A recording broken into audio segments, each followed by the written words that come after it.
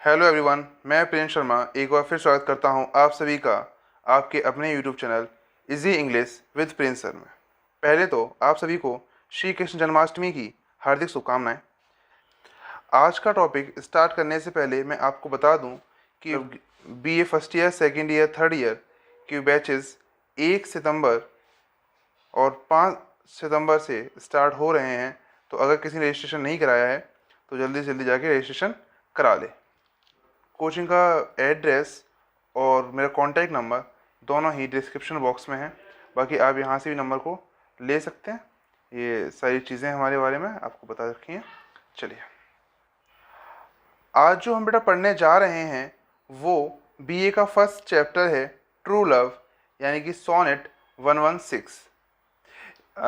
ये वैसे BA first year वाले बच्चों के लिए ज़्यादा इम्पोर्टेंट है, लेकिन जो बेटा अदर क्लास के बच्चे हैं, जैसे कि BA second year, BA third year या फिर MA first year second year, इन लोगों के लिए भी काफ़ी काम का चैप्टर है, क्योंकि आगे उन्हें नेट या फिर जब भी किसी चीज़ की तैयारी करेंगे तो उसमें बहुत ज़्यादा ही काम में आएगा। और क्योंकि आपको पता है कि विलियम शेक्सपियर के लगभग सभी सोनेट जो इम्पोर्टेंट हैं वो नेट के एग्ज़ाम में या किसी भी एग्ज़ाम में पूछ लिए जाते हैं।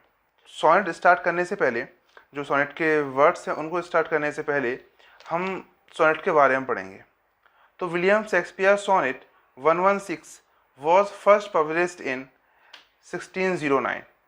तो ये सोनेट है 116, या जिसका नाम ट्रू लव है, या इसे इसके पोइट्रिक नेम से भी जानते हैं, जैसे कि ये ट्रू लव जो है वो आपके बुक्स में है, ठीक। लेकिन जो अदर जो उसका रियल नेम है सोनेट 116 का, वो उसकी फर्स्ट 2 लाइन से है। तो जब हम पढ़ेंगे तो मैं आपको इस चीज़ के बारे में बताऊंगा। तो कब पब्लिश हुआ था बेटा? ये published in 1609। Its structure and form are typical example of the English sonnet. जैसे कि सभी इंग्लिश सोनेट होते हैं वैसे ही ये भी है, राइमिंग स्कीम भी वही है। और इसकी राइमिंग स्कीम मैंने आपको बेटा जब सोनेट की बेसिक क्लास पढ़ाई थी वहाँ बताया हुआ था। तो अगर आप लोगों ने वीडियो नहीं देखी है तो जल्दी से जल्दी जाके उस वीडियो को देखें, क्योंकि वो काफ़ी हेल्पफुल रहेगी आपके लिए। आप पता कर पाएंगे कि इंग्लिश सोनेट कैसे होते हैं, इटालियन सोनेट कैसे होते हैं, इंग्लिश सोनेट को क्या बोलते हैं। जैसे यहाँ लिखा हुआ है इंग्लिश सोनेट और शेक्सपियरियन सोनेट, ऐसे ही इटालियन सोनेट को क्या बोलते हैं। ये सारी उस क्लास में बातें हैं। अगर आप लोगों ने वीडियो नहीं देखी है तो जल्दी जल्दी जाके वीडियो को जाके देखें। This sonnet is dedicated to a young man. मैंने आपको बताया था उसमें कि कितने से कितने तक सोनेट। तो ये सोनेट 116 किसको डेडिकेटेड है? मिस्टर WH को। लास्ट वीडियो में बताया था मैंने कितने से लेकर कितने WH को थे, कितने से कितने डार्क लेडी को थे, और जो 2 लास्ट के बचे थे वो किस टाइप के थे। तो ये सारी चीज़ें वहाँ पर हैं, बहुत अच्छे समझाया हुआ है। एक बार वीडियो जाकर ज़रूर देखें बेटा।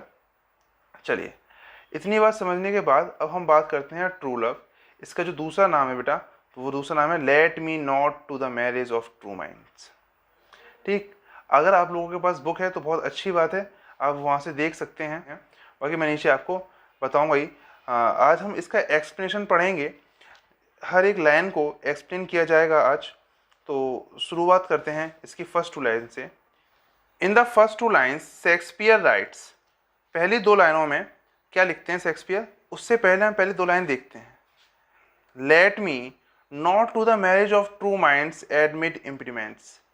इम्पेडिमेंट्स में क्या होता है बेटा? बाधाएं। क्या होता है? पहली बात तो ये बाधाएं। चलिए, Shakespeare uses the metaphor of marriage to compare it to true real love। Shakespeare metaphor use करते हैं to compare it to real love, या फिर जब वो रियल लव को दिखाते हैं या जब वो रियल लव से कंपेयर करते हैं तो वो किसका यूज करते हैं बेटा? मेटाफर का। ही इज सेइंग, वो कह रहे हैं that there is no reason why two people who truly loved should not be together. Nothing should stand in their way. कोई भी चीज उनके बीच में खड़ी नहीं हो सकती। Perhaps he is speaking about his feeling for the unknown young man for whom the sonnet is written। तो ये सोनेट जो लिखे गए हैं बेटा WH के लिए लिखे गए हैं, तो वही कह रहे हैं शायद वो जो बोल रहे हैं, जिस फीलिंग के बारे में वो कह रहे हैं, वो किसके लिए है? अननोन यंग मैन के लिए। Shakespeare was unhappily married to एने हैथवे। इनकी जो वाइफ का नाम था क्या था? एने Hathaway. And so perhaps he was rationalizing his feeling for the young man by stating there was no reason, even if one is already married, that two pupils who are truly in love, यदि दो लोग जो सच्चा प्यार करते हैं, जो सच्चे प्यार में बंधे हुए हैं, should not be together, अगर वो साथ नहीं हैं, the second half of the second line begins a new thoughts. अब यहाँ से जो सेकंड लाइन है इस फर्स्ट क्वाड्रेंट की, वो शुरू होती है, which then carried on into the third and fourth lines. He writes, third fourth line में क्या लिखते हैं बेटा वो, love is not love which alters when it alternation find or wants with remover to remove. पहले तो यही हिंदी में समझ में आ रहा होगा बेटा आपको, लव इज नॉट लव, प्यार प्यार नहीं है, which alters when it's alternation find, कि उसके अल्टर्स की उसकी बदले कुछ जगह आ जाए, कुछ चीज़ से रोक ले. समझते हैं इस चीज़ को एक्सप्रेशन में. Shakespeare is continuing with his thought that true love conquers all. True love हमेशा जीतेगा. आप चाहे कितना भी कुछ कर लें, कितनी भी घटनाएं आ जाएं, लेकिन अंत में जो विजय होती है वो किसकी होती है बेटा, सच्चे प्यार की. In this line the speaker is telling their reader that if love changes. इन लाइन में स्पीकर क्या बताता है रीडर को, वो बताता है कि इफ लव चेंजेस, यदि प्यार बदलता है, यदि प्यार बदलता है, it is not true love, वो कैसा प्यार नहीं है, ट्रू लव नहीं है. Because if changes, if it changes, because if it changes, क्योंकि यदि ये बदल जाता है, और if someone tries to remove, और कोई इसे रिमूव करना चाहता है, नथिंग विल चेंज इट, इसे कुछ नहीं बदल सकता. Love does not stop just because something is Altered. कभी भी प्यार रुकेगा नहीं. किसके लिए? अगर कोई उसे रोकना चाह रहा है, कोई बाधा आ रही है, तो वो रुकेगा नहीं. The second quadrant of sonnet 116 begins with some vivid and beautiful imagination. क्या होता है इसके बाद, जो सेकंड क्वाड्रेंट है सोनेट 116 का, वो कुछ अलग विविड एंड ब्यूटीफुल इमेजिनेशन लेके आता है. Now he has stabilised what love is not. अब वो बताते हैं कि प्यार क्या नहीं है, fleeting and ever changing. He can now tell us what love is. वो ये बता सकते थे कि अब प्यार क्या है. ही राइट्स, जैसे वो लिखते हैं, Oh no, it is an ever fixed mark. ये कैसा मार्क है बेटा, fixed mark. That looks on tempest as is never shaken. जो बिल्कुल भी हिल नहीं सकता. कैसे? Here Shakespeare tells his readers. यहाँ शेक्सपियर अपने रीडर्स को बताते हैं that love is something that, कि प्यार वो है that does not shift, जो कभी शिफ्ट नहीं होता. शिफ्ट मतलब एक जगह से दूसरे जगह से, आज इस पे कल उस पर ना, ऐसा नहीं होता. आजकल जो आप प्यार देखते हैं गर्लफ्रेंड बॉयफ्रेंड वाला, वो आज इस पर है, कल उस पर है. अभी जो कुछ दिनों पहले मूवी रिलीज़ हुई है शेरशाह, उस शेरशाह में उनकी जो गर्लफ्रेंड थी, उनके देहांत के बाद या शहीद होने के बाद उनकी गर्लफ्रेंड ने शादी नहीं की थी. आप कह सकते हो उनकी वाइफ, क्योंकि उन्होंने शादी नहीं की थी. उनके परिवार ने कई बार उनसे बोला कि आप शादी कर लो, नहीं, उन्होंने शादी नहीं की थी. That is called true love. ये ट्रू लव है ना. तो उसी को चीज़ को यहाँ डिफाइन कर रहे हैं. Here Shakespeare tells his readers that love is something that does not shift, change और मूव. जो शिफ्ट नहीं होता, चेंज नहीं होता और मूव नहीं करता. It is constant. ये कैसे रहता है, निहित रहता है. And in the same place, और एक ही जगह रहता है. And it can weather even the most harrowing of storm. चाहे कितना बड़ा तूफान क्यों ना आ जाए, और टेम्पेस्ट, और कितनी बड़ी बाधा क्यों ना आ जाए. And is never even second. ये बिल्कुल हिलेगा भी नहीं. Let alone defeated. समझिएगा इस चीज को, let alone defeated. While weak it can be argued here that Shakespeare decides to personify love since it is something that it is intangible. Intangible जो चीज़ हिले ना, and not something that can be defeated by something tangible. ये किसी tangible से हारती नहीं है. जो हिलाने की कितनी भी कोशिश कर लो, ये हिलेगा नहीं बिल्कुल. Such as storm. Storm क्या होता है, तूफान. तूफान अच्छे घरों को उठाकर चला जाता है ना. लेकिन true love that can never defeated by that never can be defeated by storm. अगर तूफान जैसी कोई चीज़ भी आ जाए ना, तब भी ट्रू लव हार नहीं सकता। In the next line Shakespeare uses the metaphor of the north star to discuss love. अगली लाइन में शेक्सपियर क्या करते हैं, यूज़ करते हैं मेटाफर का, of the north star. North star के मेटाफर का, नॉर्थ स्टार को लेते हैं और उसे मेटाफर, उसमें मेटाफर यूज़ करते हैं टू डिस्कस लव, लव को डिफाइन करने के लिए। ही राइट्स, वो लिखते हैं। तो पहले लाइन पढ़ते हैं। It is the star to every wandering work, it is the star to every wandering work, whose worth unknown although his height we taken. To Shakespeare, love is the star that guides every work, or ship on the water, and while it is priceless, it can be measured. To Shakespeare, Shakespeare के लिए love is the star that guides every work. बेटा अब देखो, जैसे हम लोग जब पहले कंपास वगैरह नहीं हुआ करते थे, तो डिसाइड कैसे जो डायरेक्शन था वो कैसे फाइंड करते थे, दैट इज़ नॉर्थ स्टार, क्योंकि नॉर्थ स्टार एकदम फिक्स रहता है, अलग से मालूम पड़ जाता है कि नॉर्थ स्टार है, तो हम उस डायरेक्शन में चले जाते थे, है ना। तो वही बता रहा है कि love is the star that guides every वार्क। वार्क मतलब 3 मस्तूलों का जहाज जो पानी में चलते हैं ना बेटा, वो, और शिप ऑन द वाटर, वही चीज़। And while it is priceless, ये कैसा बेटा, प्राइसलेस, अमूल्य। इट कैन बी मेजर्ड, ये मेजर किया जा सकता है। लेकिन दीज 2 लाइन्स आर इंटरेस्टिंग, ये 2 लाइन कैसी हैं बेटा, इंटरेस्टिंग एंड वर्थ नोटिंग, और नोट करने योग्य है, ध्यान रखना। शेक्सपियर कंसीड्स, उन्हें कहा है, that loves worth is not known, कि लव की जो वर्थ है, loves worth is not known, वो जानी नहीं जा सकती। वट ही सेज, लेकिन वो कहते हैं, इट कैन बी मेजर्ड, वो मापी जा सकती है। How he neglects to tell his readers but perhaps he is assuming the readers will understand different ways in which one can measure love through the time and action. He is assuming, वो assume करते हैं, the reader will understand the different ways, वो assume करते हैं कि reader समझेगा इस बात, उन 2 तरीकों को, इन विच, जिनमें से वन कैन मेजर लव, दूसरा क्या है, पहला क्या है, वन कैन मेजर लव, इसमें प्यार नापा जा सकता है, through the time and action, time और एक्शन के through. With that thought the second quatrain ends, और इस थॉट के साथ सेकेंड क्वार्टन एंड हो जाता है। ठीक, समझ में आ रहा है यहाँ तक। The third quatrain parallels the first, जो थर्ड क्वार्टन है वो बिल्कुल पहले जैसा है। And Shakespeare returns to telling his readers, और शेक्सपियर द्वारा बताते हैं अपने रीडर्स को, वॉट लव इज नॉट, कि अब प्यार क्या नहीं है। पहले भी क्वार्टन में उन्होंने यही बोला था प्यार क्या नहीं है, और थर्ड क्वार्टन में भी क्या बोल रहे हैं कि प्यार क्या नहीं है। लव इज नॉट टाइम फूल्स दो रोजी lips and cheeks with in his vending sickle compass come. Notice the capitalised word of time, जो ये टाइम लिखा हुआ है इस वर्ड को नोटिस कीजिए।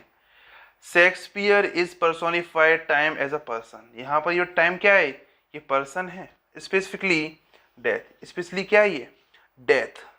ही सेज दैट, वो कहते हैं, love is not the time full of time, प्यार क्या नहीं है, द फुल ऑफ टाइम, मूर्खों का समय नहीं है। Once rosy lips and cheeks will certainly pale with age, as his waning skills compass come. Shakespeare's diction is important here, particularly within his use of the word sickle. Word sickle. Who is the person with whom the sickle is most greatly associated? Death we are assured, here the death will certainly come. है पता है कि मृत्यु तो आनी है, But that will not stop love, लेकिन वो प्यार को नहीं रोक सकती। It may kill the lover, ये लवर को तो मार सकती है, but the love itself is eternal, लेकिन जो प्यार है वो हमेशा जिंदा रहेगा। शेरशाह मूवी में यही तो हुआ था कि जो लवर था शेरशाह, यानी कि मेजर विक्रम बत्रा, उन्हीं की डेथ हो गई थी, लेकिन प्यार अभी तक जिंदा है। अभी तक जो उनकी वाइफ थी, या वाइफ ही बोलेंगे वैसे तो, जो उनकी वाइफ थी उन्होंने अभी तक शादी नहीं की। वैसे तो गर्लफ्रेंड थी, लेकिन अब जब अभी तक शादी नहीं की तो उनकी वाइफ ही मान लो उन्हें, तो वो अभी तक अनमैरिड हैं उन्हीं की याद में। तो that is the thing Shakespeare want to share. ये वही चीज़ है जो शेक्सपियर कहना चाहते थे। This thought is continued in lines 11 and 12। 11वीं और 12वीं लाइन में भी ये चीज़ कंटिन्यू रही। The final 2 lines of third quatrain Shakespeare's write. ये शेक्सपियर लिखा बेटा, यहाँ मिक्स करना है ये, ठीक। शेक्सपियर राइट्स, क्या लिखते हैं Shakespeare? Love alters not with his brief hours and weeks। प्यार बदलता नहीं है हफ्तों और घंटों में, but wears it out to even to the age of doom। the age of doom मतलब world has end। चाहे संसार नष्ट हो जाए लेकिन प्यार नहीं बदलेगा। he is simply stating here that he is simply stating here, वो यहाँ पर simply कहते हैं that love does not change over the course of time। जो प्यार है वो समय के अनुसार नहीं बदलता। Instead it continues on ever after the world has end। कब तक चलता है ये? कब तक चलता है बेटा ये तब तक चलता है जब तक संसार नष्ट नहीं हो जाता। कितनी सिंपल बात कही है और कितनी अच्छी बात कही है। यहाँ पर जो बच्चे इसे सुन रहे हैं वो समझ लें what is the difference between true love and the love that they did. दोनों ही प्यार में अंतर समझ लीजिए, वो करते हैं उस प्यार में अंतर क्या है और ट्रू लव में अंतर क्या है, ठीक। चलिए, Shakespeare uses line 13 and 14 the final couplet. और वैसे जो इंग्लिश सोनेट में लास्ट की 2 लाइन क्या होती थी? कपलेट। तो यहाँ भी 2 कपलेट होंगी। Of the sonnet 116 to assert just how truly he believes that love is ever lasting and colours all. जैसे उन्होंने पहले बताया था कि जो प्यार है वो एक तो एवर लास्टिंग है, चलता ही रहता है और हर चीज़ पे विजय पा लेता है। ही राइट्स, वो कहते हैं, if this we error and upon me proved I never writ nor no man ever loved. In this part of sonnet 116 Shakespeare is telling his reader, अपने रीडर से क्या कहते हैं? That if someone proves he is wrong about love, कि अगर वो कोई ये प्रूव कर दे कि वो प्यार के लिए गलत हैं, मतलब प्यार के बारे में जो थॉट्स हैं वो गलत हैं, then he never wrote the following words, वो इन वर्ड्स को कभी नहीं लिखेंगे। And no man ever loved, he is conveying here that if his word are untrue, अगर उनके जो वर्ड्स हैं वो असत्य हुए, नथिंग एल्स वुड एक्सिस्ट, कुछ एक्सिस्ट नहीं करेगा। The words he just wrote would have never been written, जो वर्ड उन्होंने लिखे हैं वो कभी नहीं लिखे गए हैं। And no man would have ever loved before, और अभी तक किसी भी आदमी ने ऐसा प्यार नहीं किया।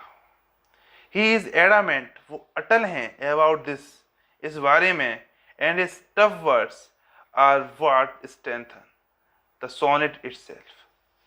The Shakespeare and poet himself are convinced that love is real, true and everlasting। और यहाँ तक कि पोएट स्वयं इस बात से कन्विंस है कि जो लव है वो रियल है, लव इज रियल, ट्रू सत्य है, एंड एवरलास्टिंग लंबा चलने वाला है। ये तो इसकी हुई समरी। मुझे लगता है कि आप लोगों को ये पोइट्री समझ में आ गई होगी, और अगर आप लोगों को ये पोइट्री समझ में आ गई है या फिर आप लोगों के पास अगर बुक है तो एक बार इस पूरी पोइट्री को एक साथ पढ़ना, मतलब वर्ड्स को पढ़ना, क्योंकि जब भी आपके एग्ज़ाम होंगे और अगर ये पेपर MCQ बेस्ड नहीं हुआ इस साल, तो आपको बहुत ज़्यादा हेल्प होगी इस चीज़ में, क्योंकि ये जो पोइट्री है या जो ट्रू लव है या जो शेक्सपियर के सोनेट्स होते हैं वो यहाँ पर ही नहीं, हर क्लास हर एग्ज़ाम में इम्पोर्टेंट होते हैं। तो अगर मेरी बात माने तो इस चीज़ को ज़रूर पढ़ें। लास्ट में जो एक लाइन है विलियम शेक्सपियर की, जो उन्होंने merchant of Venice act 2 scene 6 में कही थी, love is blind and the lover can not see the pretty follies that themselves commits. बहुत अच्छी लाइन, अगर आपको समझ में आई हो तो नीचे कमेंट सेक्शन में बताइए कि आपको क्या समझ में आई है। बाकी अगर नहीं आई हो तो कमेंट में बताइएगा। इस लाइन को हम अपने इंस्टाग्राम चैनल पर एक्सप्लेन कर देंगे। लेकिन अगर आप लोगों ने मेरे इंस्टाग्राम चैनल को सब्सक्राइब नहीं किया है तो जल्दी से जल्दी जाके सब्सक्राइब कर लें, इससे आपको मालूम पड़े कि हमने इसको कैसे एक्सप्लेन किया है। अगर आपको आता तो काफ़ी अच्छी बात है, और नहीं आता है तो फॉलो करो, जानो। ठीक, thanks for watching my video. अगर आप लोगों को वीडियो पसंद आई हो तो वीडियो को लाइक करें, चैनल को सब्सक्राइब करें, शेयर करें अपने दोस्तों के साथ। मिलते हैं अपनी अगली वीडियो में एक नए जोश और उत्साह के साथ। तब तक के लिए बाय बाय।